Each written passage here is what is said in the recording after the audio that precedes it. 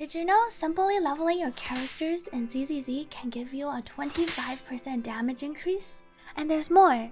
Hello everyone, this is Sweetly, and I recently S-ranked all of Shiyu Defense with my Ellen and Zhuyuan. I wanted to share some useful tips that helped me increase my damage. Some of you might have heard about these already, but these mechanics aren't stated anywhere in the game, so I thought it would be helpful for me to go over in a bit more detail. The first and most important is to level your DPS. This might seem obvious, but I know some people like to either level all their characters equally or ascend them but wait to level them up later. In ZZZ, I highly recommend hard focusing on your DPS first, and always ascending and leveling them to the max level possible. Not only does your character's level directly affect your damage, it also makes a much bigger difference in this game compared to Star Rail, for instance. As you can see here, just by leveling up Ellen from level 50 to 60, my damage went up by over 25%. I'm hitting the same target, and the actual attack increase from the higher level only contributes around 8% of the total 25. This huge damage increase is because there is a level coefficient corresponding to your agent level in the actual damage calculation, and this coefficient increases a lot with your agent level. However, you don't need to raise your support or stun characters as much as your main DPS. Leveling to the higher levels require a lot of EXP, and you'll want to save your resources so you can also level up your DPS's skills, W engine, core passives, and drive discs, all of which will also increase your damage by quite a bit. For reference, leveling a character from 50 to 60 takes roughly 450,000 EXP, which is around 3 days of farming at internal level 50.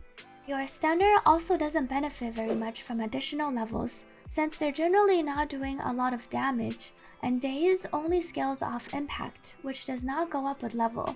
I tested to see if there was a level coefficient for days as well, but after leveling Lycaon from 40 to 50, the days he inflicted remains the same. RIP my EXP books, but it's okay. I love our best wolf. He let me touch his tail the other day. Keep in mind though, while leveling your stun characters will not increase their days directly, it does let you level up their core passives along with their skills more, which will let you inflict more days. But I recommend investing into this after you've finished maxing your main DPS. For support characters, there are some support characters that scale with attack, such as Sokaku and Lucy. You can level them up for more stats, especially the earlier levels because they're relatively cheaper, but you do not need to level them up to max until much later when you're actually trying to raise them for damage, since in terms of their buffs, all of them have a fixed cap on how much they can buff your allies. For example, Sokaku can only give up to 1000 attack, and my Sokaku at level 50 currently, not ascended, without fully leveled drive discs, can already pretty much hit this cap. The second tip is regarding attack percent. Attack percent buffs in ZZZ are not calculated in quite the same way as they are in other games, like Star Rail, Genshin, and Wuthering Waves. In the latter category, attack percent buffs only scale on your base attack, which is just your character's attack at any given level, plus any attack from their weapon. In ZZZ, there are actually two types of attack percent buffs: static attack percent buffs and conditional attack percent buffs. Static attack percent multipliers scale on base attack, while conditional attack percent multipliers scale on your static attack. To go into a bit more detail, static attack percent multipliers are ones that modify your attack before you enter combat. So this includes any attack percent from your W engine advanced stats or your disk drive main stats, substats, or set effects. Flat attack also falls into this category. This type of attack percent works just like it does in Genshin and Star Rail, and it's a percent multiplier on your base attack. All the extra attack you gain from your static attack percent multipliers show up here on your detailed stat page as this green number, and this final attack you see here is what I refer to as your static attack. Meanwhile, conditional attack percent multipliers are ones that modify your attack based on your static attack after you enter combat. These are buffs that can only trigger in combat after certain conditions have been met. For example, the 9% attack from the Woodpecker 4-piece effect, or the passive effect from Brimstone and Starlight Engine. Unlike static attack percent multipliers that use your base attack, these conditional attack percent multipliers all use your static attack as the base, which is a pretty big difference, because this means that a conditional 25% attack multiplier translates to a true 25% damage increase.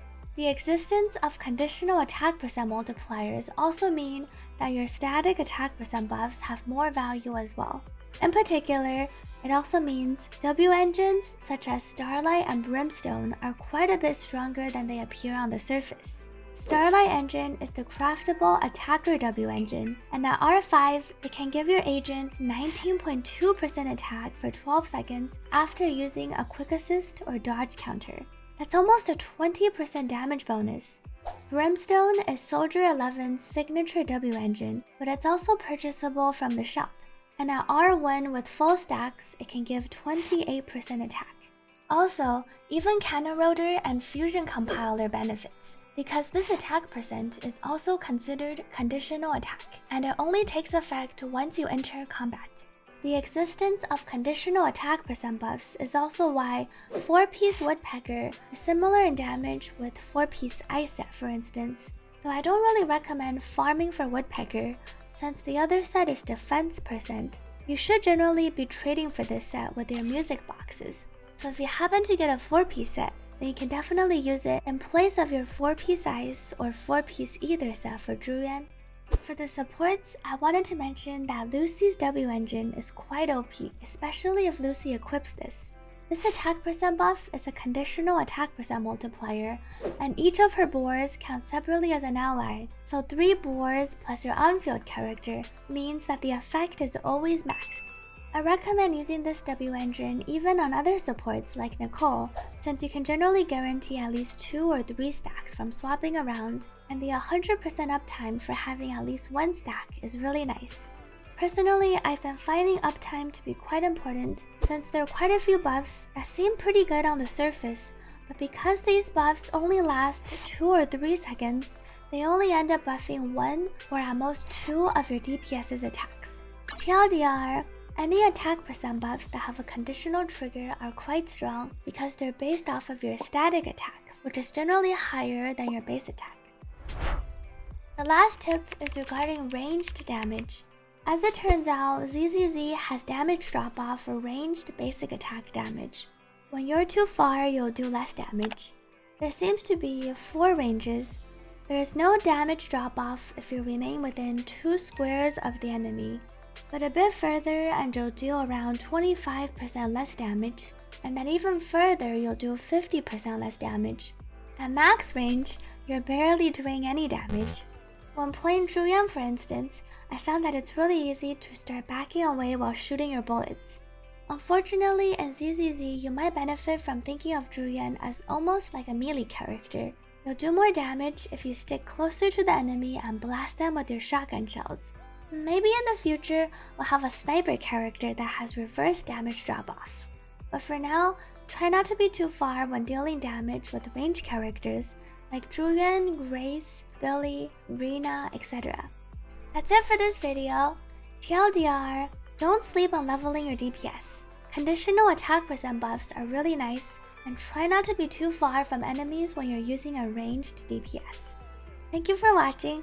Like and subscribe if you enjoy my content, as it helps my channel a lot. Let me know in the comments if you have any questions or if I missed anything, and what topics you'd like me to cover next. I'm thinking of possibly going over what pen percent does, or how Anomaly really works, or maybe how to efficiently invest your resources to tackle the endgame modes. See you on stream or in my next video.